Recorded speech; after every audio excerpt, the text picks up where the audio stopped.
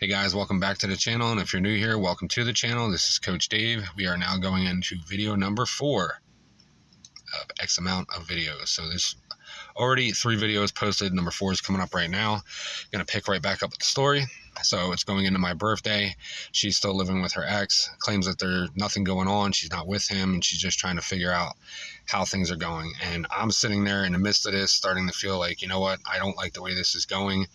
I don't want to be part of this because, it's not me being avoidant or anything, but it's hard not to feel insecure in this situation because you're still living with your ex. And the last time you told me nothing was going on, there was.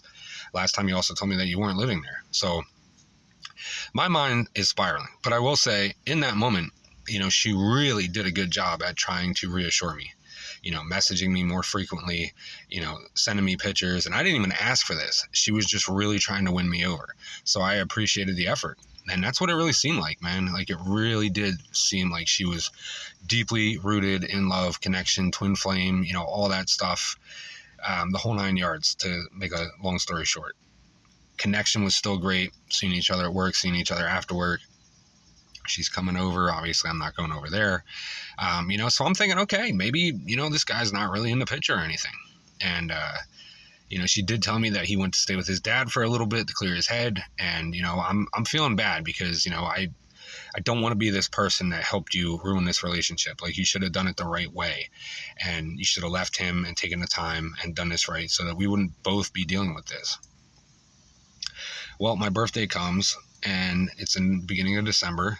We made it through November and had this awesome day planned out, right? Ridiculously amazing day, everything. First time having a sexual relationship, absolutely incredibly amazing. So much depth and connection. It was just amazing.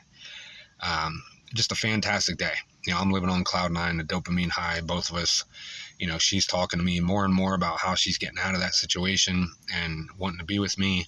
And it's still kind of like I'm talking to two people because she's still talking about how she just wants to move in with me and, go from there. She thinks it'll work. But at the same time, she feels like she should do it the right way and get her own place, and we should take it slow so that it doesn't get ruined, because every relationship she kind of went into too fast. And I'm thinking, logically that makes sense for you to say it like that, but I can definitely tell you, I don't want to move too fast because I don't want us to end. But what are you going to do in the meantime? How are you going to get out? I don't want you to stay there longer than you need to. I'm not trying to rush you and put a timestamp on it, but it's just really bothering me, and it's going to affect me in the long run, and it's going to affect our relationship.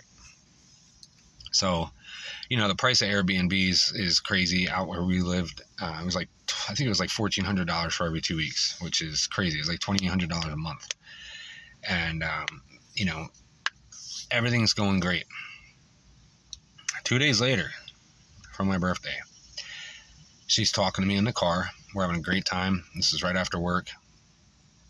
And she's checking her phone again.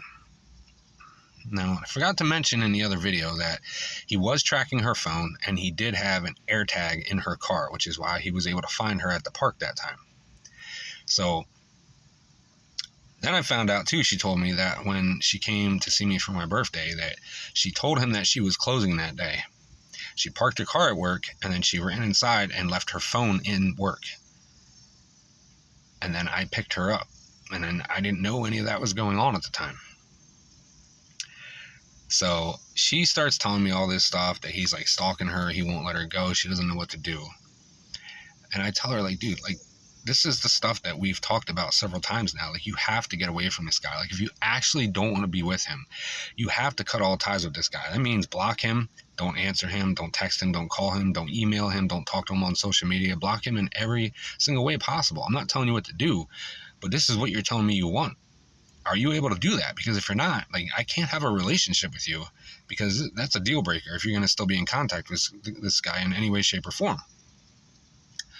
Well, we're talking for a while. Things are going great, right? All of a sudden, she's bugging out. She's sitting in my passenger seat. She's like, oh my God, Connor's here. I'm like, what do you mean Connor's here?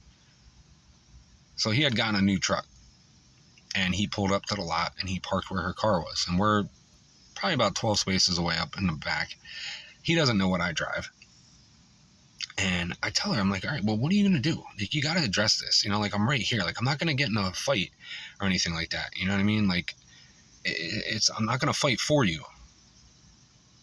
You know, I'm not about to do that for this relationship here. It's like, you got to talk to him. You can't just ignore it.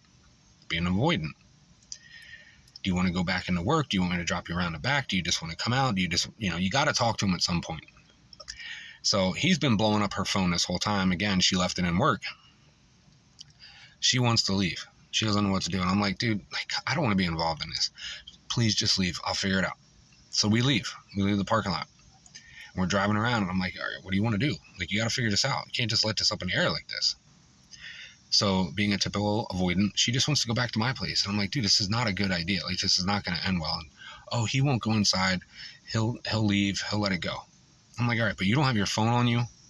You don't know what's going on. Well, I start getting calls from other people in management that I work with at the store that he's inside asking for her. Have I seen her? Now, my boy that I worked with at the time knew about us, and he was really cool. I could trust him. He's saying he's in there, he's looking for her, and he's a wreck. And I can relate to that, dude. Like, I don't want to put this guy through this. This is heartbreaking for me. And I don't even really know the guy, and I don't really like him because of what he did to her. But this is not how you leave somebody. You just completely avoiding all accountability and just ghosting this person. They're worried that something happened to you, got kidnapped or whatever. Well, he starts talking to people in the department she worked at, and they don't know. So he calls the cops, thinking that something happened. Well, the cops want to see the video, and they have to show them by law. So they show the video, and she was in my car, and then she left with me. So they're calling me, and she's so bugged out, she's worried. So I answer the phone, because I'm not going to let this get crazy out of hand. So I talked to them and just let them know that, she was abused by him, and she doesn't want to be around him. She's been trying to leave him, because that's what she's been telling me. And she's trying to stay away from him. And, they believe me, but they still wanted to talk to her, and she just didn't want to talk right then and there. I said she's just not ready to, but I promised that we will stop by the station or whatever. So we traded information. Everything was fine. And then she just went on with the night like nothing happened. Like, we went and got food, we had some drinks, and the whole time I'm sitting there and I'm thinking in my head, like, I'm doing what you should be doing. I'm thinking about this guy.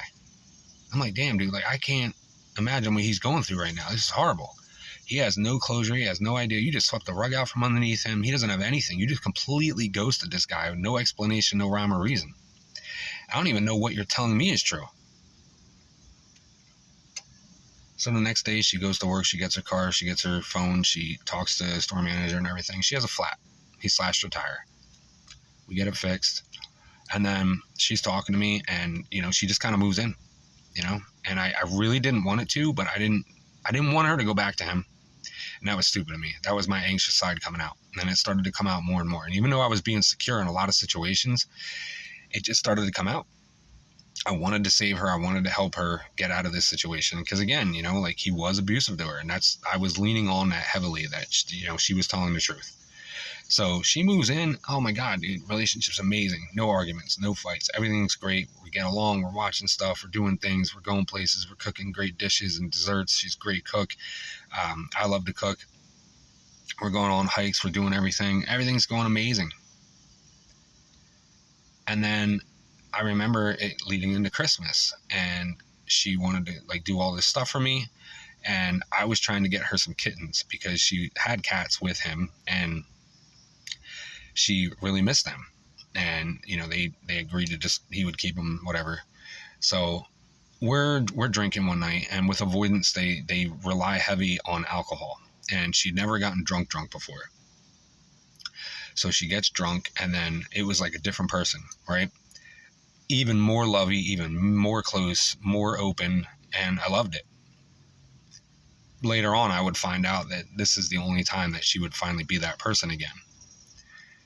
It allowed her to do it. It was a crutch.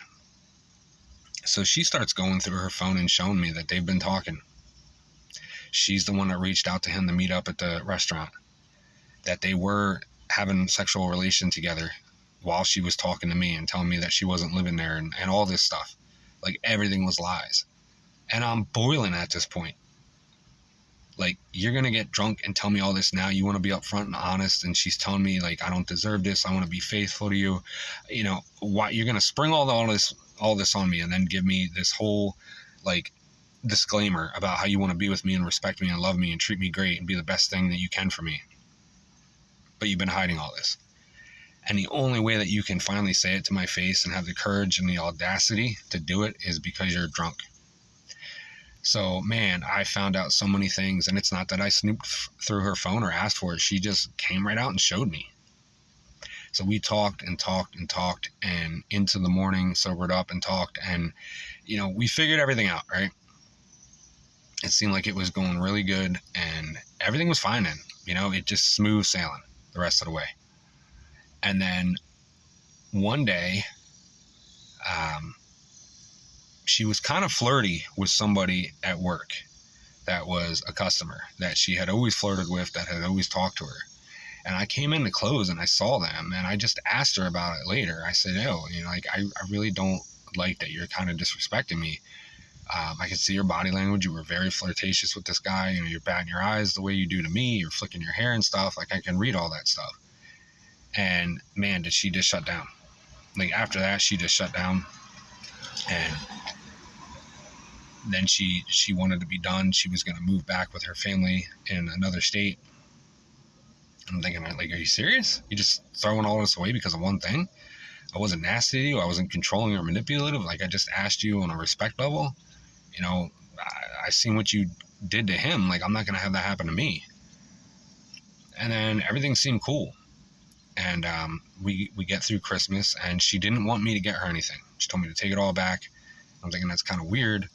And then she springs on me that she wants to move back with her family. She misses them so much. And I get it. She's several states away. She hasn't seen them in a long time. So she just decides that on her own, though. Now, granted, we haven't been together for a long time, but we just sparked all this.